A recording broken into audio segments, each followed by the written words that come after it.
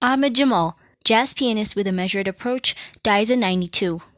He was known for his laid back style and for his influence on, among others, Miles Davis, who once said, "All my inspiration comes from Ahmad Jamal." Ahmad Jamal, whose measured, spare piano style was an inspiration to generations of jazz musicians, died on Sunday at his home in Ashley Falls, Massachusetts. He was 92. The cause was prostate cancer, his daughter, Sumaya Jamal, said. In a career that would bring him a National Endowment for the Arts Jazz Master Award, a Lifetime Achievement Grammy, and induction into France's Order of Arts and Letters, Mr. Jamal made his mark with a stately approach that honored what he called the spaces in music. That approach stood in marked contrast to the challengingly complex music known as bebop, which was sweeping the jazz world when Mr. Jamal began his career as a teenager in the mid 1940s. Bebop pianists, following the lead of Bud Powell, became known for their virtuistic flurries of notes. Mr. Jamal chose a different path, which proved equally influential.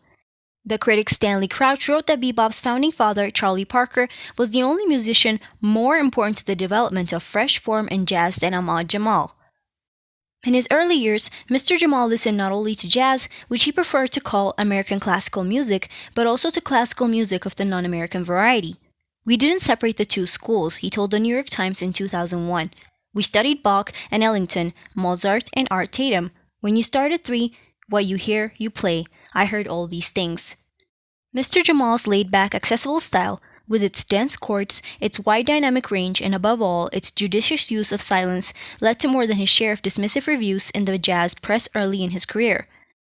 Martin Williams' canonical history, The Jazz Tradition, described his music as chic and shallow. But it soon became an integral part of the jazz landscape. Herbie Hancock and Keith Jarrett are among the prominent jazz pianists who looked to Mr. Jamal as an exemplar. Probably the best known musician to cite Mr. Jamal as an influence was not a pianist but a trumpeter and band leader, Miles Davis, who became close friends with Mr. Jamal, recorded his compositions and arrangements, and would bring his sidemen to see Mr. Jamal perform. He once said, "All my inspiration comes from Ahmad Jamal." Ahmad Jamal was born Frederick Russell Jones in Pittsburgh on July 2, 1930. Fritz, as he was called, began playing piano at the age of 3 and began studying with Mary Caldwell Dawson, the founder of the National Negro Opera Company, a few years later. By the time he joined the Musicians Union at age 14, the celebrated jazz piano virtuoso Art Tatum had hailed him as a coming great, and he began touring with George Hudson's big band after graduating from high school. In 1950, he moved to Chicago, where he converted to Islam, changed his name to Ahmad Jamal, and assembled a piano-guitar-bass trio known as the Three Strings. During an extended stay at the Manhattan nightclub The Embers in 1951, the trio came to the attention of noted record producer and talent scout John Hammond, who signed them to OK Label. In 1955, Mr. Jamal recorded his first full-length album, Ahmad Jamal Plays, with the guitarist Ray Crawford and the bassist Israel Crosby for the Small Parrot label. Tellingly, when the album was acquired and re-released the next year by Argo, a subsidiary of the seminal blues label Chess, it was retitled Chamber Music of the New Jazz.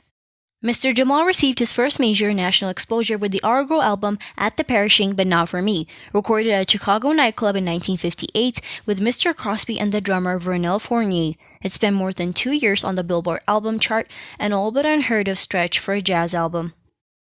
The success of At the Perishing stemmed in part from Mr. Jamal's ambling yet propulsive interpretation of the standard Poinciana, still his best-known recording, but he received some criticism from not including any original compositions on the album, which he later said spurred him to focus on writing his own music.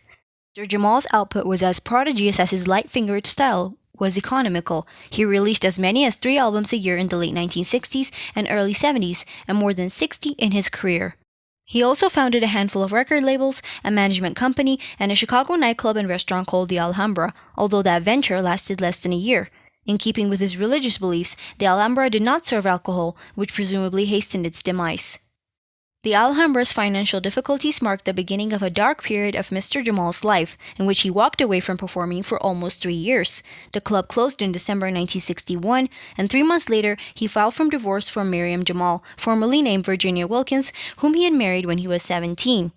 5 years of court action followed, during which Mr. Jamal was arrested and charged with non-payment of child support for their daughter. He was later cleared. He was hospitalized in 1963 after an apparent overdose of sleeping pills.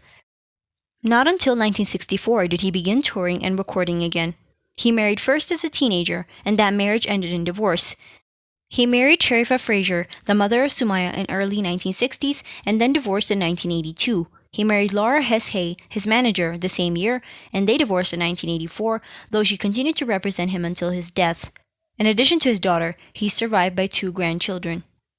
Live recordings often captured Mr. Jamal at his nimblest, and many jazz connoisseurs rank such albums as Free Flight in 1971, recorded at the Montreal Jazz Festival, and Chicago Revisited, live at Joel Siegel's Jazz Showcase, among his best.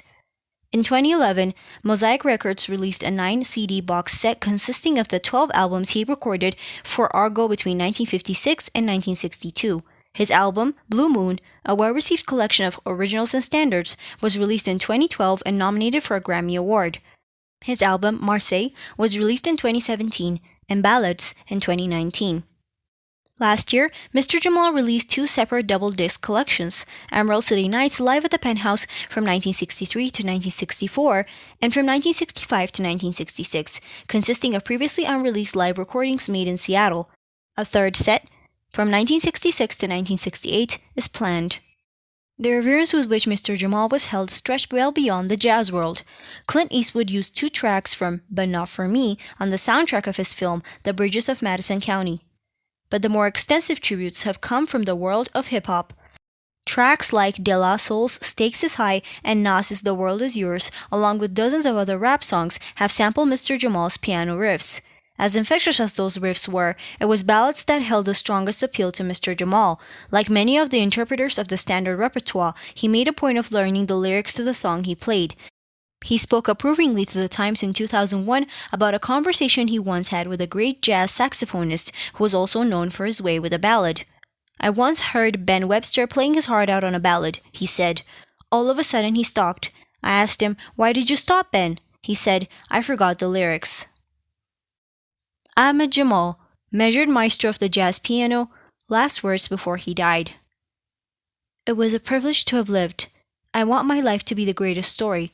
My very existence will be the greatest history."